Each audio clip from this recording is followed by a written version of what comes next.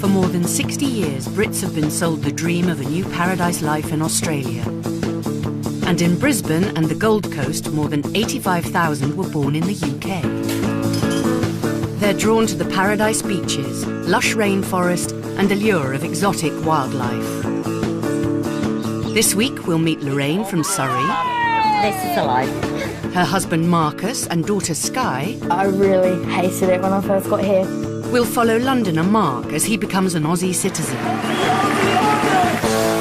And we'll meet Joy and Ron as they say goodbye to Australia. It will be like being freed. Can British expats really find paradise down under?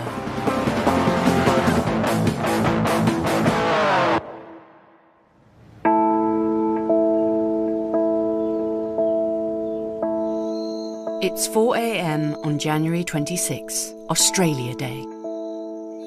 For 34-year-old Mark Anthony, it's a special day. Like 23,000 other Brits this year, he's to become an Aussie citizen at a ceremony in Brisbane. I've been told there'd be about 1,000 other people there getting the citizenships, but I've got no idea what the ceremony will be like. That's sort of very exciting, a little bit nervous as well. As an avid Arsenal fan, Mark has a wide choice of outfits for the day. And we've got a boat camp there as well. And yeah, there's Freddie there. I decided to go reasonably smart, casual, with a pair of jeans and my Beatles shirt there. And just wanted to look quite smart on the day and have some nice photos. To celebrate the biggest bank holiday of the year, Mark starts Australia Day the traditional way with a 15k run. By the time it's over, the temperature will already be 22 degrees. And I'm missing breakfast, I can't believe it. A bank holiday in the UK, you'd probably be having a lie-in, not getting up at 4 a.m. to go for a jog. This is part of me becoming an Australian and part of the lifestyle here, and this is why I love being in Australia, doing these things. Mark left his family in East London and an IT manager job in Westminster to move down under. But it wasn't the love of Australia that brought him to Brisbane, it was the love of an Australian. One night in a bar in Romford, I just bumped into this Australian. We got chatting. Jen and I lived together for about 3.5 years in the UK, and we had a great time there. She said to me, I'm not doing one more cold winter, and I wanted to come back to Australia. So yeah, you fall in love, and it was a big decision.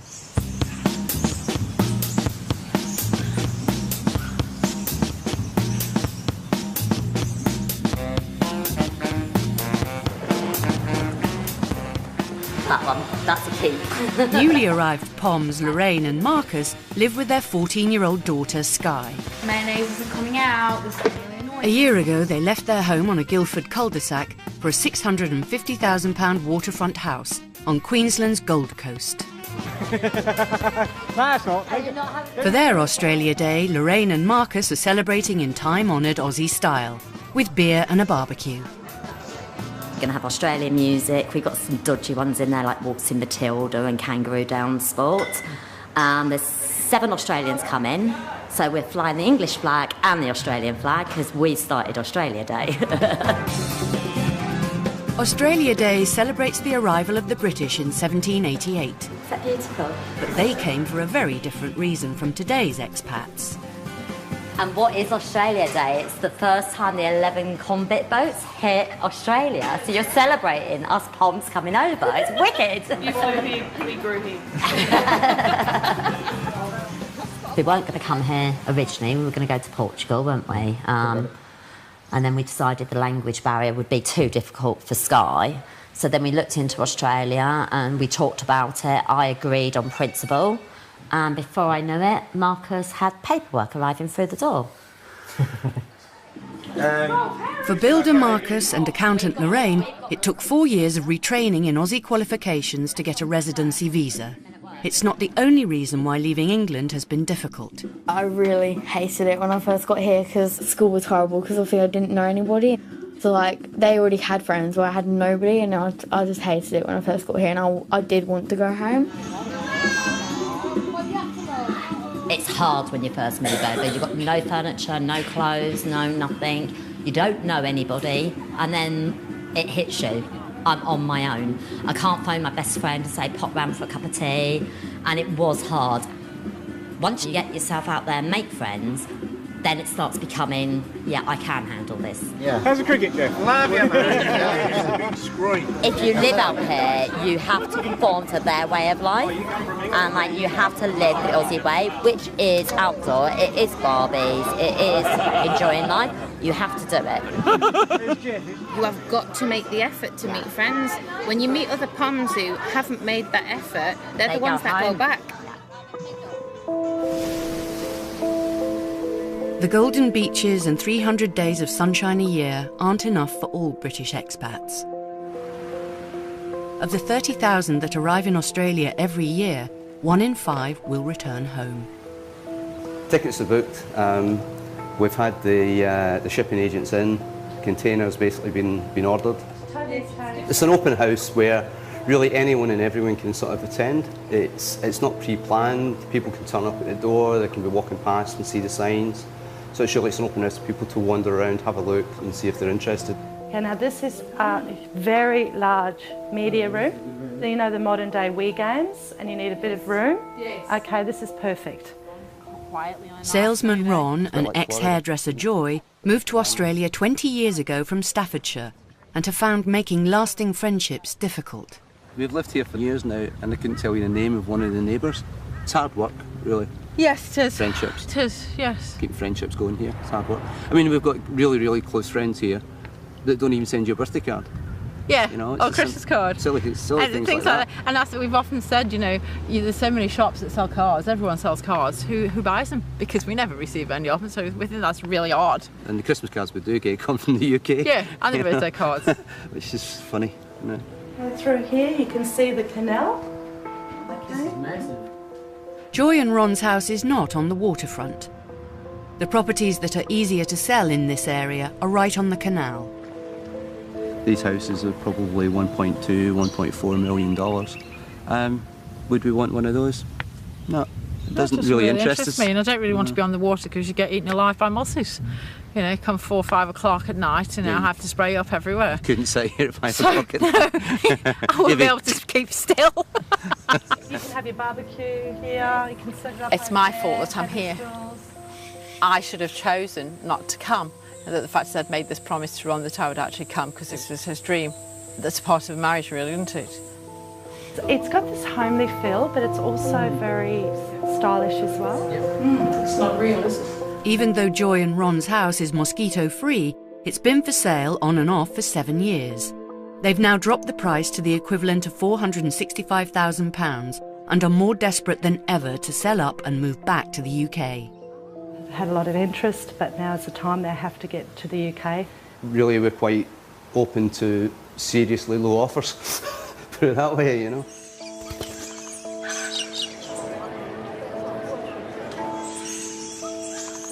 In Brisbane, 1,000 expats are gathering for the biggest citizenship ceremony of the year. Taking part is Londoner Mark, who moved down under 5 years ago to be with his Aussie girlfriend. But after 3 years in Australia, the couple split up. I had to have a big think about what I was going to do. Was I going to stay? Was I going to go? I popped back to the UK twice last year. I walked around London and the old places that I was, and it felt great. But part of me was saying, Brisbane's your home now. Australia's your home, come back. And it was a great feeling when I got in and had my letter there saying you'll become a citizen on Australia Day. Okay, thank you very much. Okay. Congratulations. Lovely, thanks very much. Thank you. Cheers.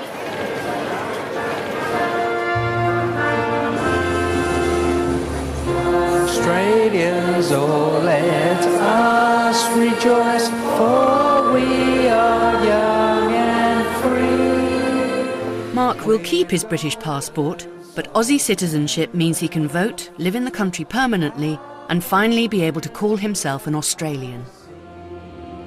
I pledge my loyalty to Australia and its people.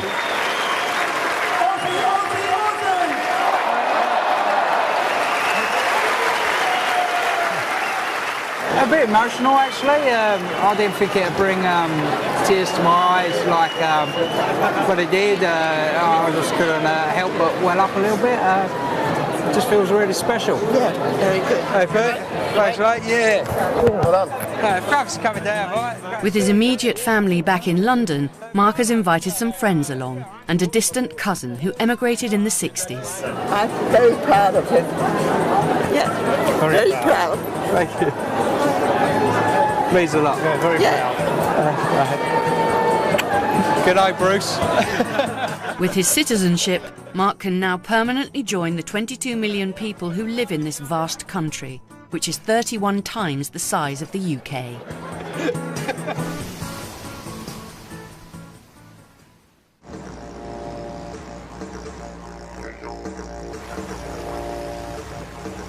Take some pictures of the roofs. Expat Lorraine has lived down under for a year. Today she's throwing an Australia Day barbecue for her British and Australian friends. I've tried the kebabs and I've tried the steaks, but I'm not quite sure about kangaroo meat.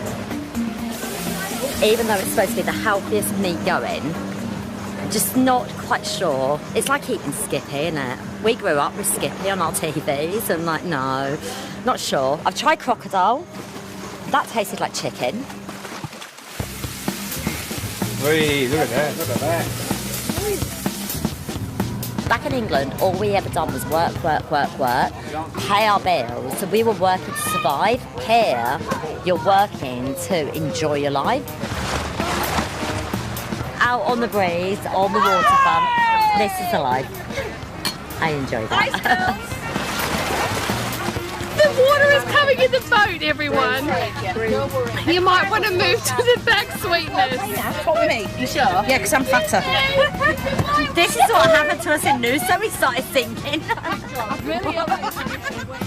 Poms just, even more so, they come into Australia and they just adapt so quickly, and they want to adapt so quickly because their whole life is in the hand of coming to Australia. They've lifted up their family, they've lifted up their lives, their livelihood.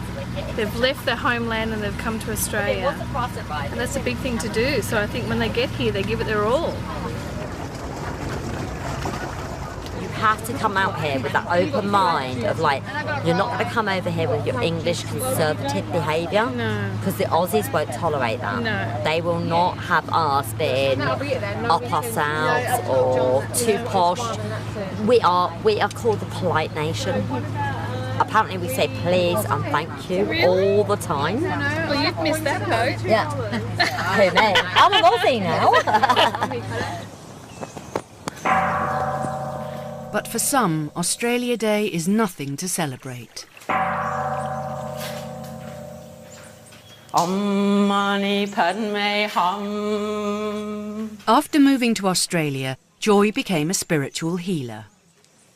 With her house not selling and feeling homesick, Joy finds sanctuary from Australian life at a local Buddhist retreat. You can hear the birds and the water, the background sounds, but it's just the silence and the peacefulness that's there. It sort of reaches within, and creates that spiritual Nevada, I suppose,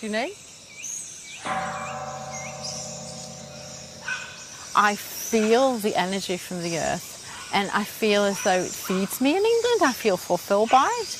And in the summer, those long days where you can sit outside, the smell in the countryside.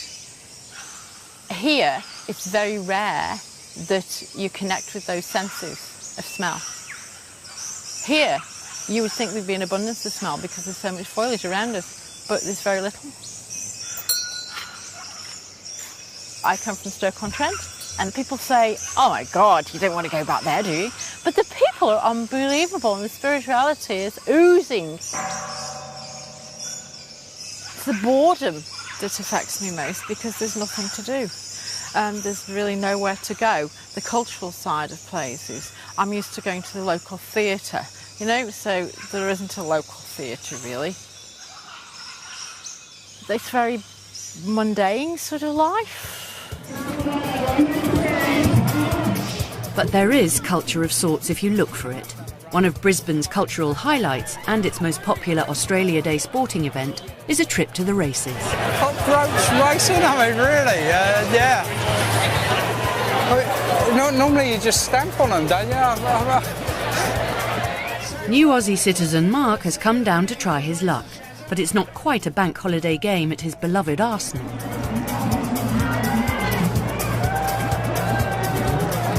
With two guys sitting in the bar, they saw a couple of cockroaches running up the wall and they said, I reckon the ones in my suburb are faster than that. 33. The other one goes, no, they're only our small ones. 34.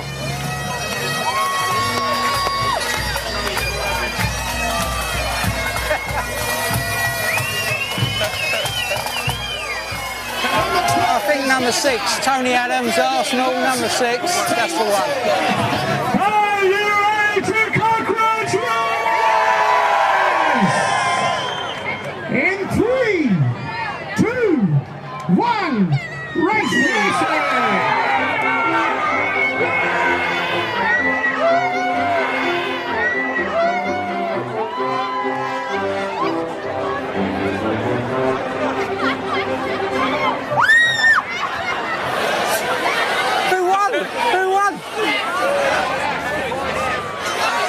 Number 6, but I have no idea who won. That was pretty quick.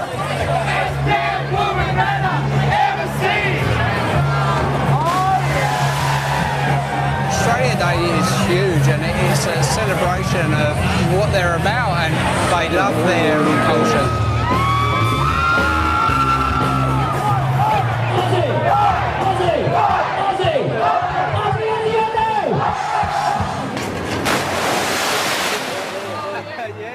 Right now and right here, I don't think I will ever go back. I guess for the first time, I really know I want to be here. Yeah, I just love my life here now.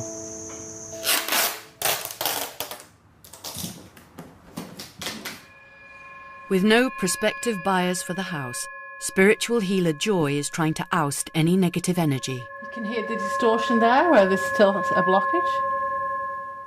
But Joy and Ron still have their sights set on the UK and can't think of anything about Australia they'll miss. I won't miss the beer because I drink bitter and then it's all gassic lager over here. I'm a bit fussy about the food and I'm not really that keen on barbecued food. So I'd rather sort of a la carte. I have a barbecue around the corner here. Which hasn't been used in the last 2 years. We haven't used it in 2 years. He used to do an awful lot of diving and snorkelling, and he won't go in now because he has this fear of sharks.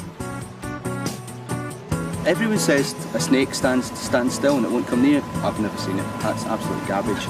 Every snake I've seen has been aggressive.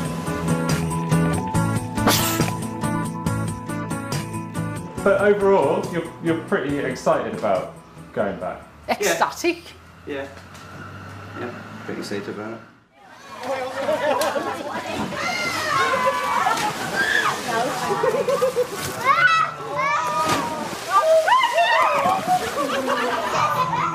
It's late in the afternoon and the Australia Day party is just getting started at Marcus and Lorraine's house. Jeff has to kiss the foot to the person on his left.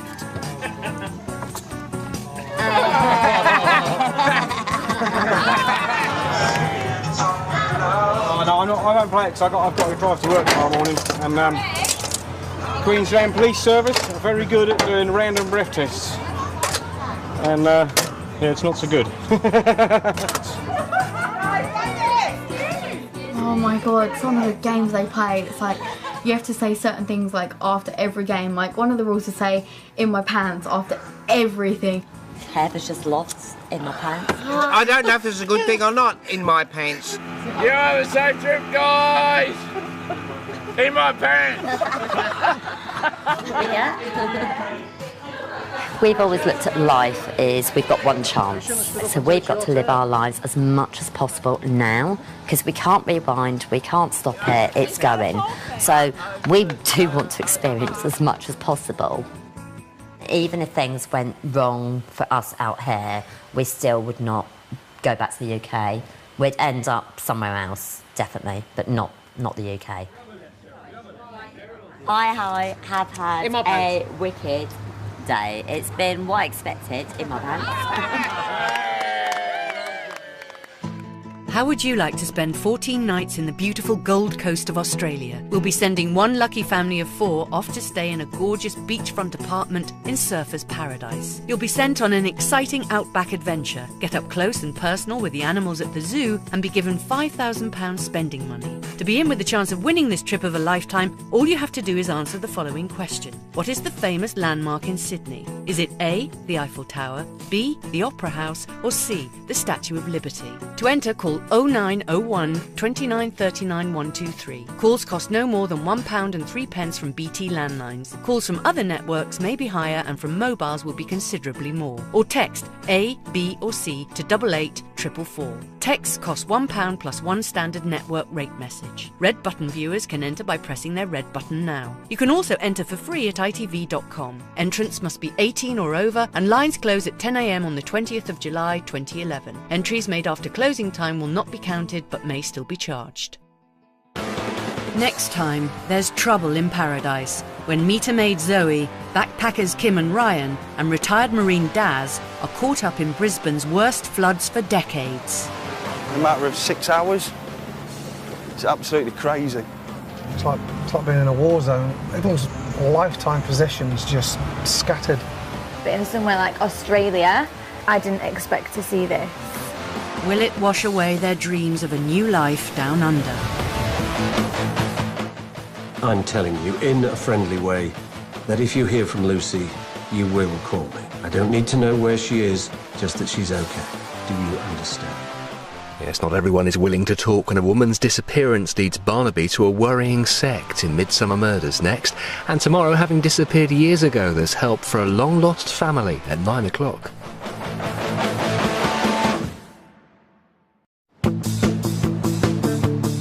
For more than 60 years, Brits have been sold the dream of a new paradise life in Australia. And in Brisbane and the Gold Coast, more than 85,000 were born in the UK. They're drawn to the paradise beaches, lush rainforest, and allure of exotic wildlife. This week, we'll meet Lorraine from Surrey. This is a life. Her husband Marcus and daughter Sky. I really hated it when I first got here. We'll follow Londoner Mark as he becomes an Aussie citizen. And we'll meet Joy and Ron as they say goodbye to Australia. It will be like being freed. Can British expats really find paradise down under?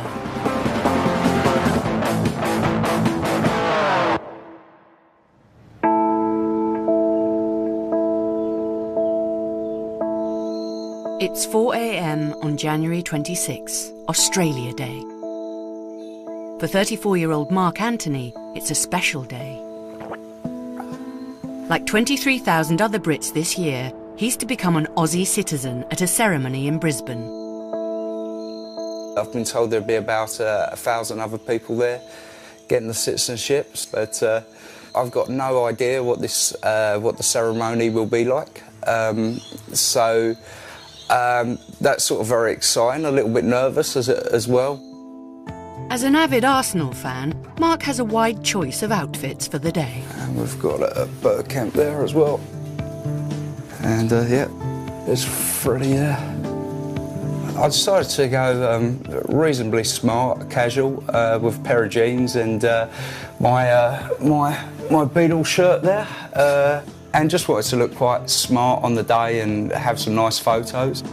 To celebrate the biggest bank holiday of the year, Mark starts Australia Day the traditional way with a 15k run. By the time it's over, the temperature will already be 22 degrees. And I'm missing breakfast, I can't believe it. A bank holiday in the UK,